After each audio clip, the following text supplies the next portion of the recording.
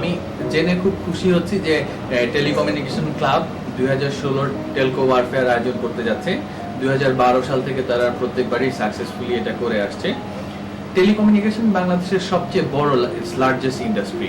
বাংলাদেশে এখন 10 কোটি লোক মোবাইল ইউজ করছে, প্রায় 5 কোটি লোক ইন্টারনেট ইউজ করছে, অনেক ফেসবুক ইউজার প্রায় 3 কোটির মতো, এবং আমাদের ছেলেরা টেলিকমিউনিকেশন নিয়ে কাজ করছে। টেলিকমিউনিকেশনে যদি 10% ইউজার বাড়ে একটা দেশে, পেনিট্রেশন বাড়ে, ওই দেশের জিডিপি 1.5% থেকে 2% বেড়ে যায়। সো আমি টেলকো ওয়ারফেয়ার 2016 শুভকামনা করছি।